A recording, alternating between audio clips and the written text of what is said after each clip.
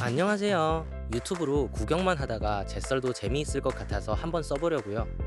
저는 2008년 11월 광주이 31사단으로 입대했습니다. 태권도 선수 생활을 하다가 발바닥에 혈관 종양이라는 병에 걸려 수술을 받았는데 통증이 심했습니다. 2주간 훈련을 받다가 병원에서 진료를 받았는데 내부반 의무관님께서 꾀병으로 군대에 왔냐고 하시더군요. 책자를 보여주면서 수술명을 보시면서 사들이라고 하셨습니다. 소견서와 여러 복잡한 절차를 거친 뒤 이틀 뒤 귀가 조치받고 2009년 3월 서울에서 재검을 받았습니다. 서울대 병원에서 의무소견서를 가지고 재검을 받았는데 이게 웬일입니까? 3급 현역이 나왔습니다. 2009년 4월 저는 다시 입대하게 되었습니다. 다른 애들 다 빠지는데 친구들은 버텼는데다 라고 못 버틸까 라는 생각으로 버텼고 어느덧 자대 배치 받으니 151번 훈련병 육군사관학교였습니다. 훈련소에서 기차를 타고 달리다 보니 편한 대로 내렸습니다. 다른 훈련병들은 기차에서 못 내리고 가면서 저를 부러워했죠. 간부들과 인솔 장교들이 인솔하러 나왔고 저는 바로 육사로 들어갔습니다. 병사가 바로 육사에 오다니. 육사에는 여러 간부님들도 계셨고 동기들도 한 명 있었습니다. 저는 육사로 차출된 이유를 알았습니다. 태권도 선수 출신이었기 때문이죠. 육사 생도들을 가르쳐주는 역할로 들어간 거였습니다. 하지만 저는 말 그대로 선수 출신이고 편하게 군 생활을 하려고 온 사람은 아니었습니다. 육사에서 필요로 하는 건 체육관 관장님처럼 품새도 가르쳐주고 겨루기도 좀 가르쳐주는 그런 임무였는데 저는 품새도 기억 안 나고 겨루기만 할 줄 알았기에 면담에서 바로 탈락했습니다. 간부들은 한숨을 쉬었습니다. 필요 없는 자원이 오게 된 것이죠. 아무튼 저는 조교소대가 아닌 지원소대로 가게 되었습니다. 지원소대는 말 그대로 육사 경계근무, 작업, 화랑의식, 훈련 대기 등 육사의 모든 자비를 맡아서 하는 곳입니다. 그렇게 이등병의 군 생활이 시작되었습니다. 동기도 있고 씩씩하다 보니 선임이랑 잘 어울리고 잘 적응했습니다. 운동할 때 습관이 있어서 그런지 군 생활이 오히려 편했습니다. 그때까지만 해도 제게 지옥이 펼쳐질 거라는 상상은 못했습니다. 신병 휴가를 나갈 무렵 발 수술했던 곳이 막 아파오기 시작했습니다. 전투화를 오래 신어서 그렇겠지 하고 별 신경 안 쓰고 있었는데 계속 불편해서 보고하고 외진을 다녀왔지만 뭘 알겠습니다. 이상 없음. 그냥 선임이랑 짬밥 먹고 왔습니다. 이때부터 간부들이 저를 갈구기 시작했습니다. 이등병이 벌써부터 빠져가지고 꾀병 부린다고 대놓고 저러는 것이었습니다. 심지어 박철수 중대장까지 셋이서 저를 괴롭혔습니다. 이건 기본이고 새벽 경계 근무 시간에 순찰 돌러와서 담배 냄새 난다고 담배 피웠냐고 엄청 시비를 걸었습니다. 선임이 안 피웠다고 이야기해줘도 소용없었습니다. 심지어 선임들에게 저를 왕따시키라고 시켰답니다. 저랑 말하다 걸리면 영창 보낸다고. 박철수 중대장이랑 김민수 소대장이 저 새끼 싹을 잘라야 한다고 했다더군요. 선임들이 직접 얘기해줬습니다.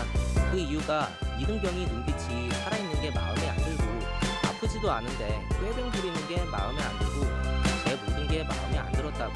그리고 마지막 쐐기를 박을 사건. 주말에 이모부가 면회로 오셨는데 그분이 높으신 분이었습니다. 육사에서 가까운 부대에 근무하고 있는 대령이셨죠. 면회 때 당연히 사복으로 오셨고 면회라고 하시며 부대 간부님들과 인사를 나누셨는데 그게 간부들 귀에 들어가고 아니나 다를까 그날 밤 점호 시간에 김민수 소대장이 야 빼기킥해야 투스타 정도는 되줘야지. 대령 가지고 되겠냐? 육사가 우스워 보이냐? 백도 없으면서 이러면서 얼마나 비웃던지 진짜 주먹을 날려버리고 싶었지만 참았습니다. 그렇게 시간이 흘러서 100일 휴가 맞춰서 병원 가서 검사를 했고 검사 결과 발바닥 혈관종양 재발하여 병가를 30일 받고 서울대학교 병원 가서 재수술을 했습니다.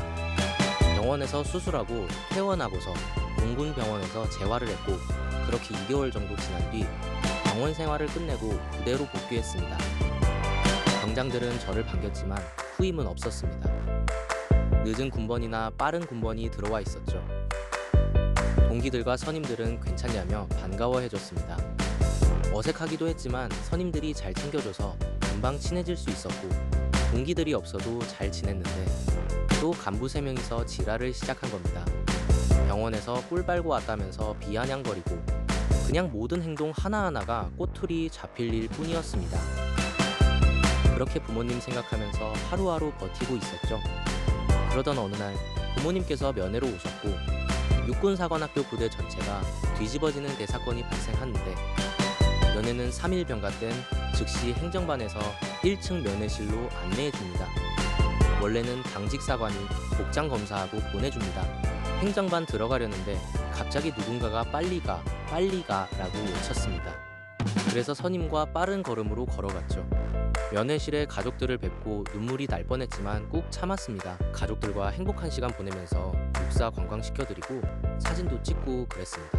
그렇게 시간이 끝나갈 무렵 분대장이 인사하러 왔는데 표정이 경직되어 있었습니다. 아버지께서 분대장에게 분대장이 그렇게 잘 챙겨준다고 들었어요. 고마워요 라고 말했습니다. 겉어 피자 3,800을 먹고 간부들이 면회실로 미친듯이 달려왔습니다. 아버지에게 단체로 경례를 했습니다. 충성, 진짜 단체로 미친 게 확실했습니다. 그래요. 반가워요. 선임들이 이야기 많이 들었어요. 고마워요. 잘 챙겨줘서 맛있게들 드시고 종종 와서 맛있는 거 사줄게요. 감사합니다. 그렇게 피자 3,800판이 왔고 부모님께 단체로 충성을 외치고 소속 부대로 복귀했죠. 분위기가 너무 이상했습니다. 음식물 반입으로 혼낼 줄 알았던 당직 사관은 오히려 잘 먹으라고 했고 저를 잘 챙겨주던 선임들은 갑자기 후임 대하듯 했습니다. 알고 보니 사건의 전말은 이랬습니다. 강준혁 학교장님의 차량은 체어맨, 그리고 아버지의 차량은 에쿠스였는데 아빠 차 번호가 천질이었지만 라이트 켜고 윌리엄 돌진해 오는데 그 누가 막을 생각을 했겠습니까? 게다가 강준혁 학교장님이 아버지를 에스코트해서 강준혁 학교장님은 면회 가고 가족들은 면회하고 그때부터 아버지는 장군이 되셨고 저는 장군의 아들이 된 것이었습니다. 다음 날부터 저의 군 생활은 정말 영화처럼 한순간에 모든 게 달라졌습니다. 소문이란 게 무서운 게 학교장님 동기라는 이야기로 시작해서 아버지가 2스타, 3스타가 되셨고 소문이 부풀려지고 그러다 참모총장님까지 될 것 같아서 솔직히 말하자면 기분이 나쁘지 않았습니다.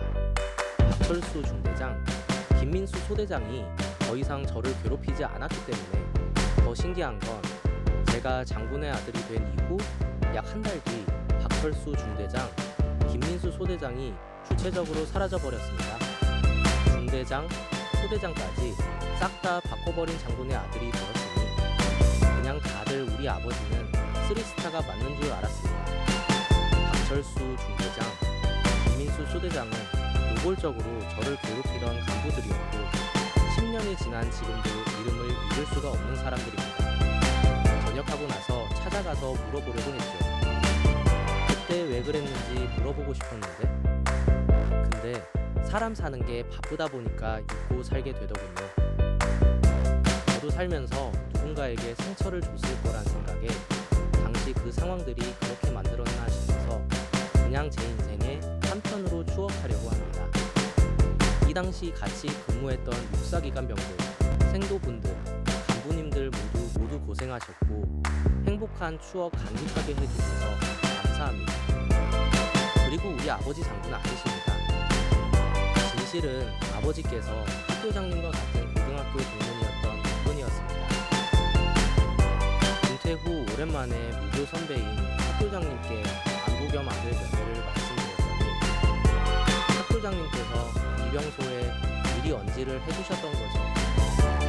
덕분에 저는 남은 군 생활 편안하게 마무리할 수 있었습니다.